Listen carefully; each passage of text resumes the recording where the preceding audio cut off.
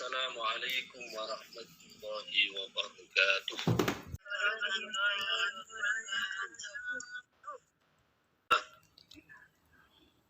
Assalatu wassalamu ala sayyidina wa maulana Rasulillah wa ala alihi wa sahbihi wa man tabi'ahu dah. Asyhadu an la ilaha illallah wahdahu la syarika lah wa anna sayyidana wa nabiyyana Muhammadan abduhu wa rasuluh safiyuhu min khalqihi wa khaliluh ballagha risalah wa addal amanah wa nasahal ummah wa mahadzul mah wa jahada fi sabilillahi hatta atahul yakin. Subhanaka la ilma lana illa ma 'allamtana innaka antal alimul hakim. Subhanaka la fahma lana illa ma fahamtana. Abdul Karim wa amma ba'd.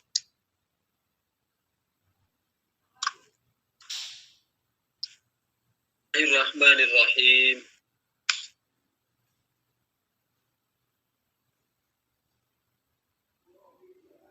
Telah kita ikuti pembahasan minggu yang lalu tentang hikam yang ke-108, yaitu Subhana man satara sirral khususiyah bidhuhuril basyariyah wa zahara bi'azamatir rububiyah bi izhari wasfil ubudiyah. Maha suci Allah, Maha suci Dia yang telah menutup rahasia kehususan dengan menampakkan sifat-sifat manusiawi yang lumrah pada kebiasaan. Allah memiliki orang-orang spesial. Allah memiliki orang-orang khusus yang memiliki derajat yang sangat tinggi di sisinya, yang itu hanya diketahui oleh Allah Subhanahu wa Ta'ala, yang terkadang oleh Allah ketinggian, keagungan, keluhuran derajat orang tersebut ditutupi di mata manusia dengan ditampakkan sifat-sifat manusiawinya. Sehingga mungkin orang yang spesial di sisi Allah tersebut di mata manusia adalah orang yang dikucilkan, atau di mata manusia tidak memiliki pengaruh, di mata manusia tidak memiliki keistimewaan apapun, tapi dia memiliki sifat-sifat mulia yang terpendam di dalam dirinya, yang justru itu menjadi kedudukan yang mulia diperhitungkan di sisi Allah Subhanahu wa Ta'ala. Buat apa kalau kita punya kedudukan di mata manusia tapi tidak punya kedudukan di mata Allah? Maka lebih baik kita tidak punya kedudukan di sisi manusia tapi kita punya kedudukan di sisi Allah. Saya ingat sebuah ungkapan hikmahnya Hujjatul Islam Al-Imam Al-Ghazali radhiyallahu anhu. Beliau menyebutkan, kata beliau, jangan bersedih jika manusia membencimu. Jangan bersedih jika orang membencimu, karena masih ada Allah yang mencintaimu. Tapi bersedihlah jika Allah membencimu, karena tidak ada artinya walaupun semua manusia mencintaimu. Jadi artinya orang-orang yang punya kedudukan tinggi di sisi Allah itu oleh Allah Subhanahu wa Ta'ala ditutupi dengan Allah tampakkan sifat-sifat manusiawinya. Jadi mungkin orang memandang, wah, orang biasa kok. Kehidupan sehari-harinya, ekonominya bahkan kadang kekurangan. Ya, kemudian di mata masyarakat pun tidak ada sifat-sifat yang istimewa. Tapi di sisi Allah Subhanahu wa Ta'ala itu justru adalah orang yang sangat spesial. Yang jika seandainya dibuka oleh Allah sifat-sifat atau kedudukan spesial itu, maka niscaya orang-orang akan pada ya bertekuk lutut, bahkan orang-orang akan pada berkhidmah melayani. Baik, itu adalah hikam yang kita bahas pada minggu yang lalu. Sekarang kita lanjutkan hikam yang ke-109. Bismillahirrahmanirrahim. Qala radhiyallahu an. La tutalib rabbaka bita'akhuri matlabik walakin talib nafsaka bita'akhuri adabik. La tutalib ojo nuntut sapa sira. La tutalib ojo nuntut sapa sira rabbaka ing pangeran sira. Jangan engkau menuntut Tuhanmu. Menuntut apa? Bita'akhuri matlabika kelawan telate. Bita'akhuri matlabika kelawan telate panyuprih sira. Jangan kamu menuntut Tuhanmu dengan terlambatnya datangnya apa yang kamu inginkan. Walakin lan tetapi ini sira talib nuntuto sira nafsaka ing awak sira bita'akhuri adabika kelawan telate adab sira. Bita'akhuri adabika kelawan telate adab sira. Jangan sekali-kali kamu menuntut Tuhanmu sebab terlambatnya, telatnya atau lamanya sampai sesuatu yang engkau inginkan. Akan tetapi tuntutlah dirimu karena engkau selalu telat atau engkau selalu terbelakang di dalam mengedepankan adabmu. Artinya kita kadang selalu timbul di dalam hati ini rasa, ya kadang-kadang kita manusiawi, ketika kita dalam keadaan down misalnya, sehingga kita terkadang walaupun tidak terungkapkan secara lisan, tapi terkadang menjadikan kita berbisik dalam hati. Ya, bahkan timbul prasangka, katanya barang siapa yang berdoa niscaya akan dikabulkan. Ud'uni astajib lakum. Tapi saya selama bertahun-tahun, sekarang sudah 10 tahun saya minta ya berdoa kepada Allah supaya saya diberikan kuat untuk bisa bangun rumah. Nyatanya sampai sekarang belum kuat-kuat. Perasaan semacam ini kan sudah merupakan bentuk satu tuduhan kepada Allah. Ya, tuduhan bahwa Allah Subhanahu wa Ta'ala, walaupun tidak kita ucapkan, tuduhan secara tidak langsung kepada Allah bahwa Allah itu ingkar janji. Ya kan? Karena Allah berjanji, berdoalah kalian niscaya akan aku penuhi. Ini saya sudah 10 tahun berdoa kok tidak dikabul-kabulkan. Jadi secara tidak langsung sikap atau perasaan seperti itu adalah merupakan perasaan kita sudah berburuk sangka dengan Allah Subhanahu wa Ta'ala. Itu yang pertama. Kemudian yang kedua, pada saat kita mengatakan, walaupun tidak diungkapkan dengan lisan, tapi dalam hati, saya sudah 10 tahun berdoa, tapi nyatanya saya 10 tahun sampai sekarang belum dikabulkan juga, belum diijabah juga. Itu yang kedua, berarti kita sudah melemparkan satu tuduhan kepada Allah bahwa Allah itu lupa. Sedangkan Allah Subhanahu wa Ta'ala itu tidak pernah lupa, tidak pernah ingkar janji. Maka pada saat sekarang kita misalnya mempunyai sebuah harapan. Entah harapan itu adalah harapan yang sifatnya materi atau non materi. Materi misalnya kita punya harapan untuk berangkat haji misalnya. Ya, sudah nabung tapi tidak tambah-tambah. Ya. Kemudian kita punya keinginan, punya harapan untuk dapat beli mobil misalnya. Tapi kita sudah puluhan tahun tidak terwujud. Maka jangan sampai kita, mana kok sampai sudah sekian lama saya nabung, sudah sekian lama saya berusaha kok belum kuat juga sih. Kok belum mampu juga sih. Mana sih katanya Allah yang maha mengabulkan doa lah. Itu adalah merupakan sikap, bentuk sikap kita menuduh Allah subhanahu wa ta'ala. Dan ya, itu maknanya kita menuntut kepada Allah. Menuntut seolah-olah Allah itu salah di dalam menetapkannya. Maka jangan seperti itu, kata beliau. La tutalib nafsaka la tutalib rabbaka bita'akhuri matlabik. Janganlah kamu menuntut Tuhanmu terhadap telat sampainya harapan atau keinginanmu. Jangan menuduh Allah, jangan menuntut Allah. Ya, tetapi kalau kita mau menuntut, tetapi wa talib lakin talib nafsaka bita'akhuri adabik.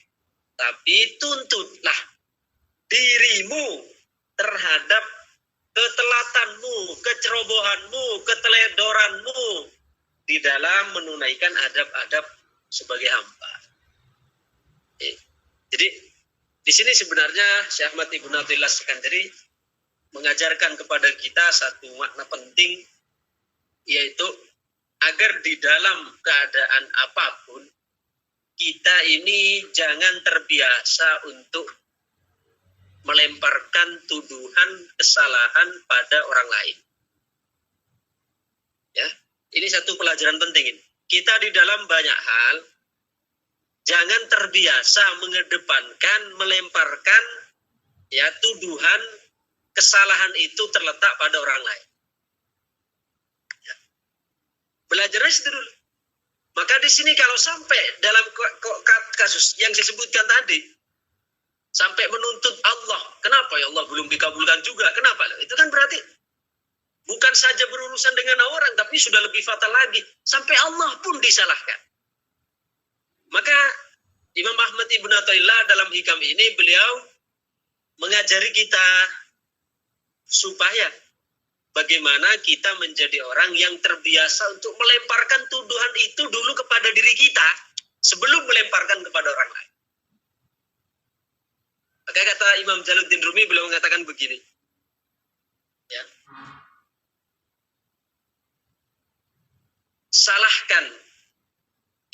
Salahkan dirimu. Belajarlah untuk menyalahkan diri sendiri. Belajarlah untuk menyalahkan diri sendiri. Karena untuk belajar menyalahkan orang lain, ya, karena untuk menyalahkan orang lain itu tidak perlu belajar, semua orang pasti bisa. Ya.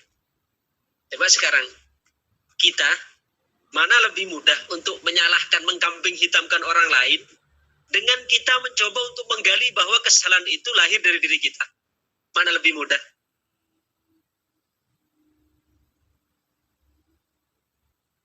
Coba kita, ketika ada misalnya sebuah problem, gitu, entah di keluarga, entah di masyarakat, entah di organisasi. Biasanya, orang lain lebih mudah. Kalau ada kasus, ada konflik, kita kan langsung nunjuknya ke orang lain kan, langsung nunjuk, kak ini gerak-gerak kamu semua jadi berantakan, kan nyata. Padahal Imam Ahmad bin Athaillah dari hikam ini beliau mengajarkan kepada kita dalam berbagai aspek hendaknya kita menuduh kesalahan itu dilemparkan ke diri kita dulu sebelum ke orang lain. Ya.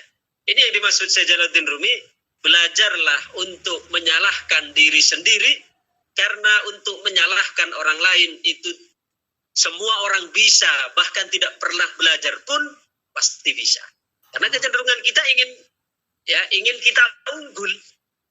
Ya, ingin kita tampil baik, tampil sempurna. Kita tidak ingin disalahkan, tidak ingin dikecewakan, ingin selalu di depan, ingin bahwa kita adalah yang paling yang paling unggul lah ini. Maka jangan terburu-buru kita percaya tentang cerita jelek orang lain. Karena memang orang lebih suka bahas yang jelek-jelek saja saat bicara tentang orang lain. Sementara yang bagus-bagus dia sembunyikan. Nah, baru terbalik saat dia membicarakan diri sendiri. Ya, saat membicarakan diri sendiri yang bagus-bagus diungkap semua, yang jelek-jelek dia tutup serapat-rapatnya. Ini kecenderungan nafsu. Maka sebenarnya kita untuk menilai orang itu baik atau tidak mudah sebenarnya. Bagaimana? Lihat yang dia omongkan, Kalau berbicara tentang orang lain, yang diomongkan itu, yang diungkap itu baiknya atau buruk. Itu saja. Kalau yang diungkap tentang orang lain adalah kebaikannya, ya kebaikannya, itu berarti tandanya yang mengungkap itu adalah orang baik. Sedangkan kalau orang yang diomongkan tentang orang lain itu adalah keburukannya, itu dipastikan 180%. Bukan 100%. 180% bahwa yang bersangkutan itu orang buruk. Karena kalau orang baik, itu yang keluar, yang akan dinilai dari orang lain itu kebaikannya. Walaupun toh sekarang, orang yang kita hadapi itu betul orang buruk dalam, ya setiap orang mengatakan itu buruk. Tapi orang yang baik itu akan punya perspektif lain, punya cara pandang yang lain, karena seburuk-buruknya orang, kalau kita gali, pasti masih punya satu kebaikan. Sebaliknya, sebaik-baik orang yang namanya manusia, pasti ada keburukannya. Ya. Sedangkan kalau orang baik itu tidak menarik untuk menggali keburukan orang lain. Sebagaimana kalau orang buruk tidak menarik tidak tertarik untuk menggali kebaikan orang lain. Jadi kalau ada orang yang selalu diungkapkan, ketika berbicara orang kok baiknya, itu tandanya orang baik. Boleh jadi orang yang kita nilai itu orang buruk sebenarnya. Tapi karena yang menilai orang baik, maka yang dia cari titik kebaikannya, dia tidak tertarik untuk mencari titik keburukannya. Yang dia tertarik untuk melihat sisi putihnya, tidak tertarik untuk mencari sisi gelapnya. Yang dia cari adalah sisi terangnya, tidak tertarik sama sekali untuk mencari sisi gelapnya. Jadi kalau kita sekarang masing-masing ini masuk yang mana? Kalau ternyata yang selalu kita ungkapkan tentang keburukan orang lain, segera tuduhkan itu pada diri kita. Jangan nuduh orang lain dulu. Iya Pak, benar si Fulan, misalnya Bu Imroh, orangnya itu medit, orangnya itu pemarah, orangnya, loh kan? Jadi kita sudah menuduhkan orang lain. Sedangkan kalau orang baik, enggak. Bu Imroh itu, alhamdulillah, orangnya itu Masya Allah luar biasa dalam melatih kami menjadi orang yang lebih kuat, yang lebih hebat, begitu. Ya mungkin bagi orang memandangnya pemarah misalnya, pemalas, umpama loh, satu contoh. Tapi orang yang baik punya sudut pandang yang berbeda. Yang bagi orang lain memandang sikap Bu Imrah yang mungkin terlihat agresif dengan bawahan, terlihat mungkin beliau sendiri terlihat lebih santai. Bagi orang lain, secara umum orang memandangnya itu sebagai sikap malas-malasan, sikap yang keras dengan bawah dan tapi untuk orang baik tidak seperti itu. Alhamdulillah Bu Imrah itu orangnya melatih kami untuk lebih disiplin, sehingga dengan sikap seperti itu pun melahirkan kita bagaimana kita menjadi orang yang kuat, yang tabah, yang kokoh. Jadi tetap ada mencari titik terang di dalam kegelapan. Tapi mencari titik putih di dalam gelapnya titik hitam yang kelam. Itu ketika orang baik. Jadi yang dicari dari orang lain sisi baik, walaupun orang buruk sekalipun, yang tertarik untuk dia gali, yang tertarik untuk dia ungkap, pasti sisi baiknya. Misalnya ada orang di masyarakat sudah terkenal, ada orang yang suka ya orang rusak lah. Kalau orang buruk, ya jangankan memang ini orang buruk kan, pasti akan diungkap buruknya habis. Tapi kan orang baik, ya beliau masih dalam keadaan diuji. Ya kita doakan mudah-mudahan beliau nanti mendapatkan pertolongan hidayah dari Allah.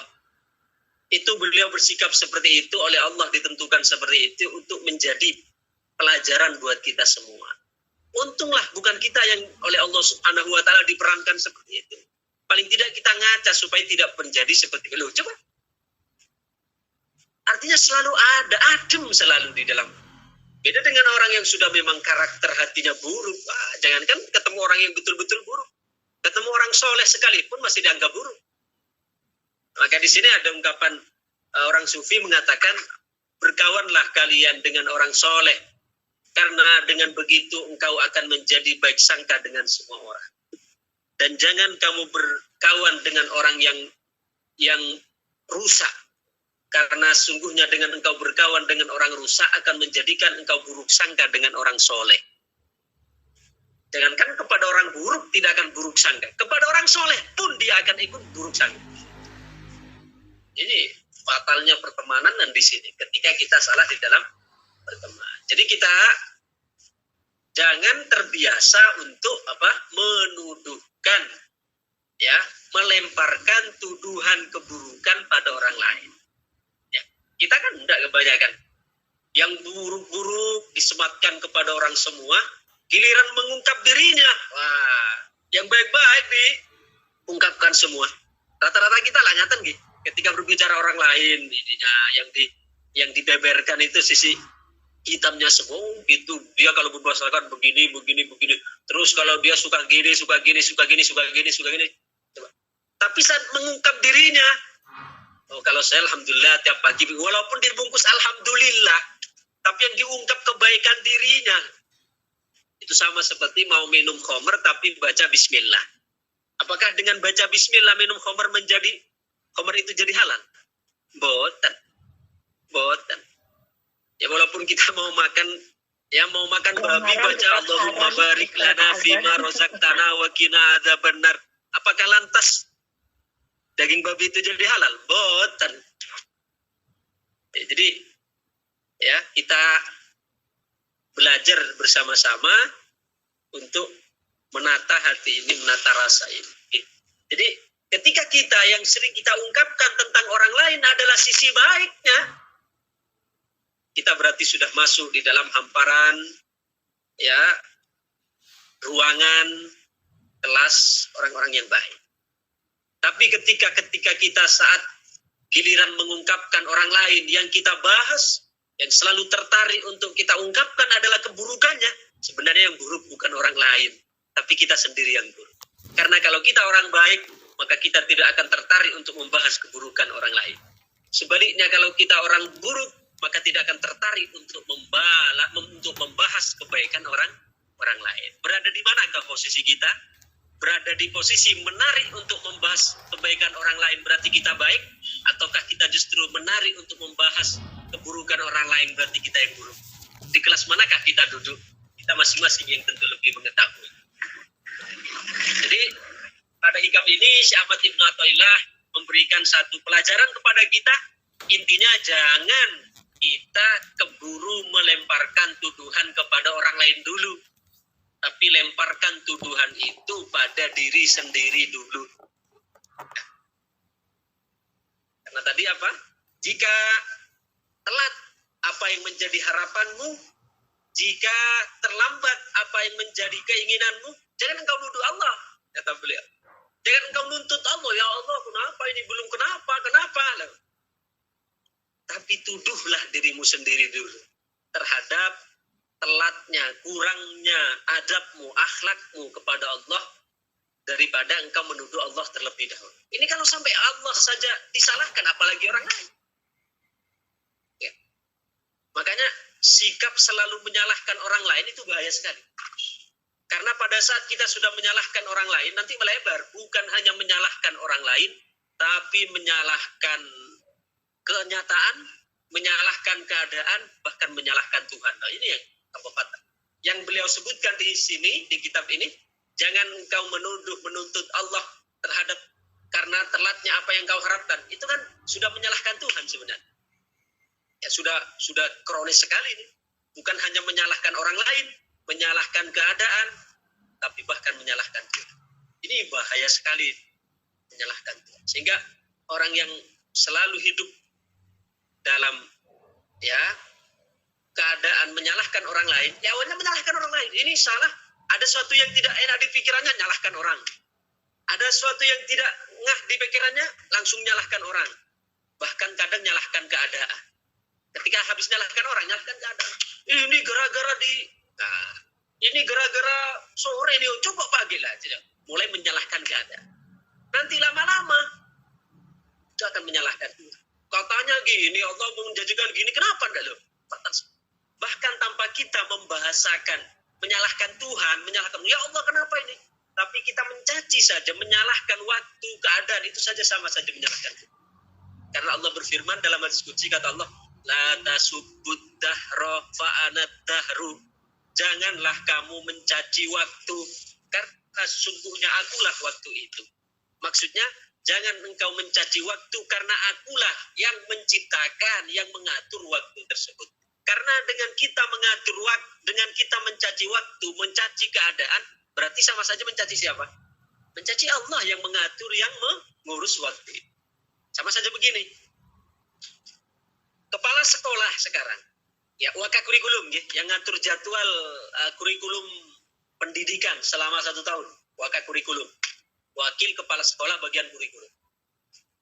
Sekarang wakakurikulum, entah itu di sekolah atau di kampus, membuat ya jadwal kalender pendidikan selama setahun. Setiap hari masuk misalnya jam 8, pulang jam 2. Kemudian dalam 1 bulan, dalam setiap minggu liburnya hari ini. Kemudian ada mahasiswa masuk kelas. Kemudian dia mengatakan apa? Dia mengatakan, saya tidak suka lah kuliah mengikuti jadwal ini. Kenapa harus kuliah pagi? Kenapa harus... Nah, coba, pada saat dia menyalahkan keadaan kuliah pagi, kuliah sore, kuliah siang, sebenarnya dia menyalahkan siapa secara tidak langsung?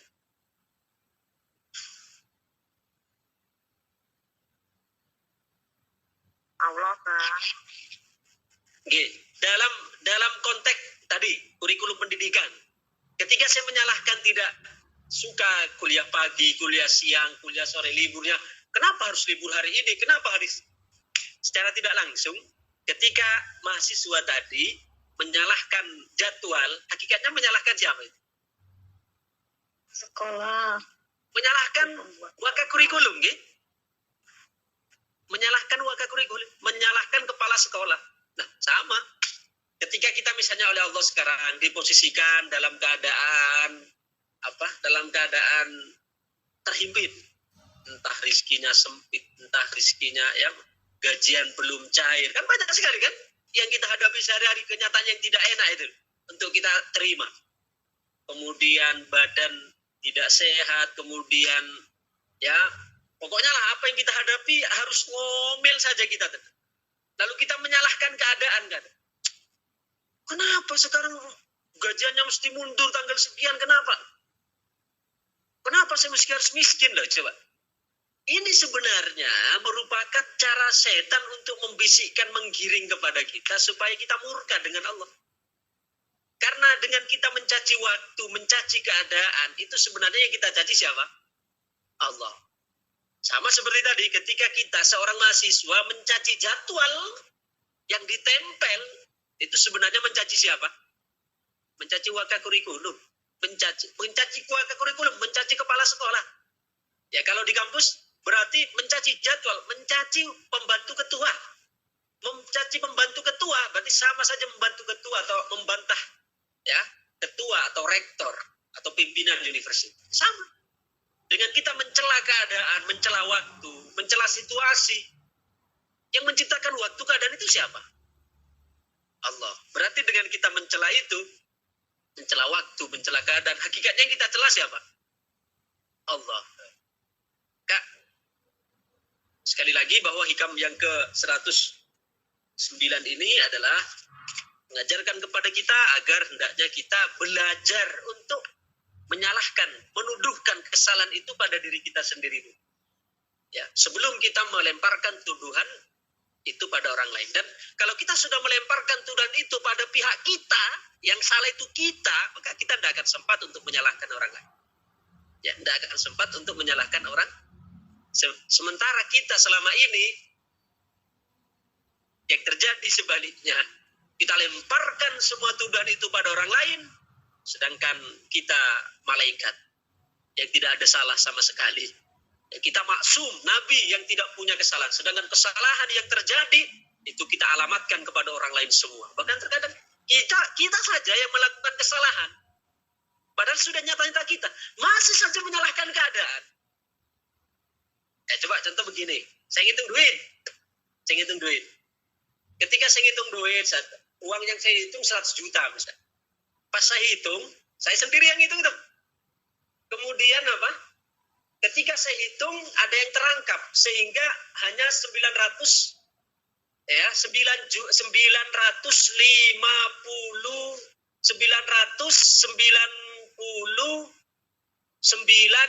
juta atau 995 juta. Berarti kurang 5 juta kan? Ya mungkin karena terangkap. Padahal jelas-jelas yang hitung saya. Coba, saya masih nyalahkan siapa situ nanti? Bahkan bisa masih menyalahkan orang rumah, menyalahkan ini, bahkan menyalahkan. Itulah. Karena kita selalu terdoktrin untuk menyalahkan, mengalamatkan kesalahan itu pada orang lain. Contoh gampang saja bahwa kita ini memang selalu fitrah kita tidak ingin disalahkan. Coba saat kita tidur, pas bangun tidur pernah enggak? Kita saat bangun tidur leher kita sakit. Pegel. Bangun tidur leher pegel. Coba. Pernah saat leher kita bangun sakit leher. Yang kita salahkan siapa? Bantal. Coba. Apa dosanya bantal? Ini bantal saya gara-gara bantal saya terlalu tinggi. Coba ini salah satu contoh bahwa kita ini sebenarnya naluri kita tidak ingin disalahkan, inginnya kesalahan itu dialamatkan pada orang. Bahkan benda mati pun disalahkan. Ini tuh bantal, apa salahnya bantal? Oh kita sendiri juga yang ambil. Apa susahnya sih kita alamatkan? Iya saya salah. Ya, saya yang salah karena mengambil bantal yang ini. Entah langsung gara-gara bantal. Apa salahnya? Apa dosanya bantal? Padahal benda mati loh. Apalagi kalau yang melakukan itu anak, melakukan itu orang lain, kita sendiri padahal yang jelas melakukan itu. Masih saja dialamatkan ke benda mati, kesalahan itu. Coba, ini menunjukkan bahwa kita ini, Masya Allah, ya, nafsu kita luar biasa untuk menggiring kita bagaimana untuk menyalahkan orang lain. Kemudian setelah itu menyalahkan keadaan, dan setelah itu menyalahkan Allah Subhanahu wa Ta'ala. Ini fatal sebenarnya. Maka Imam Ahmad bin Athaillah di sini memberikan pengajaran kepada kita supaya kita jangan mengalamatkan kesalahan itu pada orang lain dulu. Alamatkan pada diri kita. Ketika sekarang apa yang kita doakan selama ini, apa yang kita harapkan belum tercapai juga, jangan menyalahkan Allah. Ya Allah, kenapa belum? Salahkan dulu dirimu. Oh iya, saya yang masih terbatas. Saya yang masih sering leha-leha di dalam melaksanakan apa perintah Allah. Iya, saya yang sering dengan seenaknya menjadi apa yang dilarang Allah diterjang. Maka ya, kita terlalu banyak tuntutan untuk diri kita sebenarnya. Tapi tidak imbang dengan apa yang menjadi kewajiban kita. Kita hanya sibuk untuk menuntut hak. Tapi kita tidak pernah sibuk berpikir untuk menunaikan maksimal apa itu kewajiban kita. Coba ini renungkan dalam-dalam sebagai penutup kajian hari ini. Bila perlu catat baik-baik. Kalau tidak dicatat di kertas, di HP, minimal di hati, di pikiran kita. Supaya kita terbiasa menyalahkan diri sendiri. Jangan mengalamatkan kesalahan itu pada orang lain dulu, pada diri kita sendiri. Ini sebagai tamparan buat diri sendiri. Bukan hanya sampai untuk saya juga. Coba. Kita ibadah saja susah. Apalagi bahagia. Untuk sholat subuh masih selalu kesiangan. Untuk apalagi sholat duha selalu ditinggalkan. Sedangkan kita menuntut bahagia banyak. Kita ibadah aja susah, apalagi bahagia. Kita banyak maunya tapi singkat sujudnya. Maunya mau ini, tapi pas sujud. Kemudian di sini bukan masalahmu yang berat, tapi sholatmu yang sering telat. Bukan masalah kita yang berat sebenarnya, tapi sholat kita yang sering telat. Karena kalau orang on time sholat, artinya kalau orang selalu menjaga sholat, maknanya kan selalu terhubung dengan Allah. Ya. Jika orang selalu terhubung dengan Allah, on time dalam hubungan dengan Allah, maka permasalahan sesulit apapun akan cair. Ya, permasalahan sesulit apapun akan encer karena tersambung dengan Allah. Jadi jangan kita nyalahkan masalahnya dulu. Berat sekali masalah yang saya hadapi, tapi kita jarang loh untuk menyalahkan. Oh iya, ini saya permasalahan ini menjadi berat karena saya selalu telat dalam ibadah, selalu telat dalam menunaikan kewajiban. Ini jarang kita berpikir ke sana. Ya. Permintaanmu beribu-ribu, tapi sholatmu terburu-buru. Coba. Minta ini, tapi pas sholat ceplak-cepluk selesai. Nah, ini. Jadi kita diajarkan oleh Syekh Ahmad bin Athaillah Sekandari, jangan terbiasa untuk menyalahkan orang lain dulu. Sedangkan kita diposisikan sebagai orang yang maksum, yang tidak salah, malaikat. Pokoknya saya tidak pernah salah. Ini salah, nyalahkan orang. Bangun tidur sakit leher, salahkan bantal. Coba bantal tidak ada dosanya, tidak ada salahnya pun disalahkan. Ya. Belajarlah dari Nabi Adam alaihissalam. Coba Nabi Adam alaihissalam. Nabi Adam alaihissalam, beliau ketika dikeluarkan oleh Allah dari surga, itu kan beliau karena makan buah khuldi. Coba, padahal kalau Nabi Adam ingin mencari kambing hitam, ingin melemparkan tuduhan salah itu pada orang lain, gampang saja. Saya nanya sekarang, yang menjadikan Nabi Adam keluar dari surga, itu sebabnya siapa? Iblis bujukan bendahara. Kita sepakatkan itu adalah bisikan iblis. Bisikan iblis, bujukan iblis, dirayu iblis. Di samping iblis sebenarnya Nabi Adam itu yang semakin kuat karena didukung oleh Siti Hawa. Siti Hawa waktu itu dalam keadaan ngidam kan orang perempuan kalau hamil muda itu kan selalu pengen gini. Siti Hawa waktu itu ngidam buah khuldi. Sehingga di samping iblis yang membisikkan juga dari pihak dari pihak Siti Hawa juga menguatkan itu. Seandainya Nabi Adam ingin mencari kambing hitam, beliau nyalahkan iblis sudah. Padahal kita sudah sepakat kan di situ bisikan iblis kan? Nyalahkan iblis sudah atau nyalahkan Siti Hawa yang menjadi faktor sekunder, faktor primernya Nabi Adam, iblis, faktor sekundernya Siti Hawa. Tapi lihat, Nabi Adam tidak pernah menyalahkan iblis, juga tidak pernah menyalahkan Siti Hawa. Itu tercermin dalam doa beliau yang diabadikan oleh Allah dalam Quran, Rabbana zolamna anfusana. Ya, Rabbana zolamna, duhai Tuhanku, kami telah menzolimi diriku sendiri. Menyalahkan dirinya beliau. Ya Allah, diriku menzolimi hamba sendiri, ya Allah. Menyalahkan diri sendiri, bukan nyalahkan iblis, bukan nyalahkan Siti Hawa.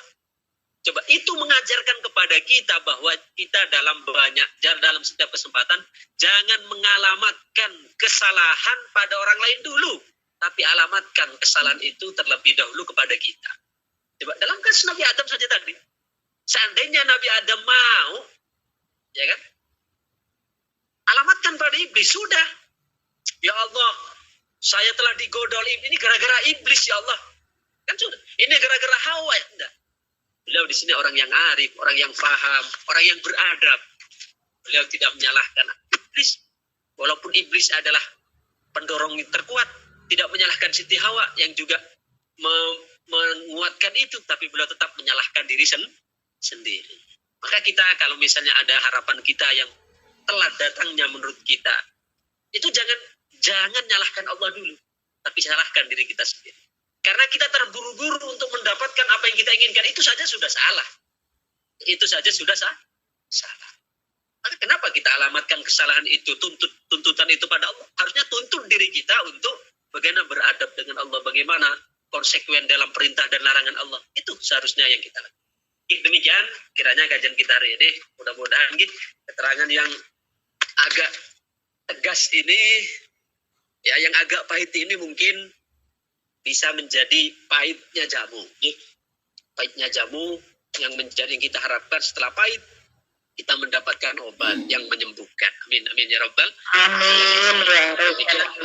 Allahumma salli wa sallim wa barik ala sayyidina Muhammad wa ala alihi wa sahbihi wa barik wa sallim ajma'in. Alhamdulillahi rabbil alamin. Hamdan yuafi ni'amahu wa yukafi mazidah. Ya Rabbana lakal hamdu kama yanbaghi li jalali wajhika wa 'azimi sultanik. Allahumma salli salatan tunjina biha min jami'il ahwali wal afat wa taqdi lana biha jami'al hajat wa tutahhiruna biha min jami'is sayyi'at wa tarfa'una biha 'indaka 'ala darajat wa tuballighuna biha salawat fil hayati badan. Rabbana zalamna anfusana wa illam taghfir lana wa tarhamna lanakunanna minal khasirin. Rabbana atina fid dunya hasanah fil akhirati hasanah wa qina sallallahu ala sayyidina Muhammadin wa ala alihi washabihi wa barik wa sallim ajmain.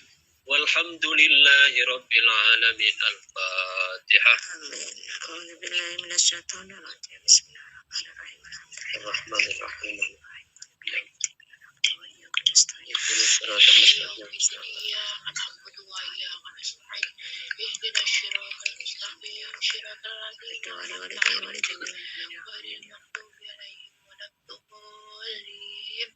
Amin ya rabbal alamin. Demikian, terima kasih. Assalamualaikum warahmatullahi wabarakatuh. Waalaikumsalam warahmatullahi wabarakatuh. Terima kasih ilmunya, Abah.